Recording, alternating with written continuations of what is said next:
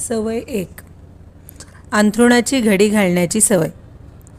सकाळी उठल्यानंतर तुमच्या मुलाने अंथरुणाची घडी केली, अंथरूण छान आवरून ठेवलं तर कुणाला आवडणार नाही? प्रत्येकाला आवडेल.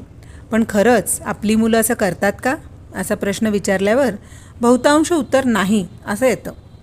याचं कारण काय? मी अनेकदा ट्रेनने प्रवास करतो.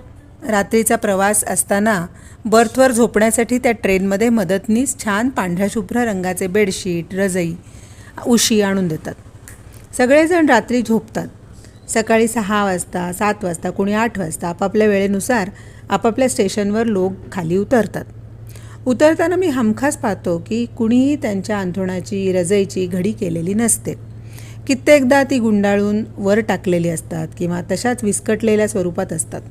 पण 100त 1 बेड असा दिसतो जिथे कुणी झोपलेलं आहे किंवा नाही याची शंका यावी.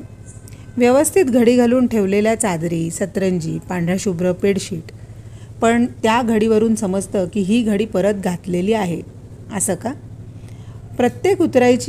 प्रत्येकाला उतरायची इतकी घाई असेल, हा प्रश्न बऱ्याचदा मनात डोकावून जातो. पण असं असेल तर आपली मुलं अशी घडी का घालतील, हा प्रश्न माझ्या मनात नेहमीच येतो.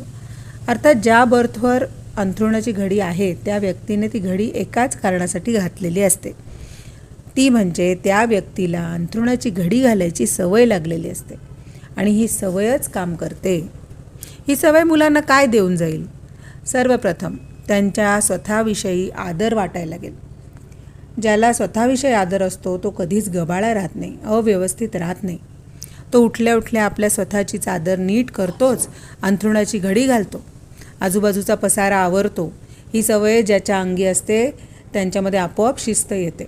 शिस्तीबरोबर अशी मुलं जास्त कार्यक्षम निघतात. सर्वात महत्त्वाचं म्हणजे स्वच्छता, नीटनेटकेपणा हा त्यांच्या जीवनाच्या सवयीचा एक भाग होऊन जातो. ही सवय कशी लावाल? जर आपलं मूल खूपच लहान असेल तर सर्वात चांगली युक्ती म्हणजे रोज सकाळी त्याच्याशी अंथरुणाची घडी घालण्याचा खेळ खेळायचा. मूल थोडं मोठं असेल, त्याला समजत असेल तर त्याच्या अंथरुणाला तुम्हीच हात लावू नका.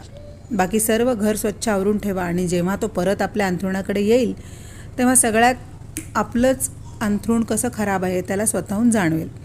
मग तो स्वतःहून घडी घालायला सुरुवात करेल. पण तू अंथरुणाची घडी घाल असं कधीही म्हणू नका. उलट ज्या वेळेस तो स्वतः घडी घालेल तेव्हा आवर्जून त्याच्या नकळत सगळ्यांसमोर आमचा मुलगा, आमची मुलगी स्वतःहून अंथरुणाची घडी घालतात असं त्यांचं कौतुक करा.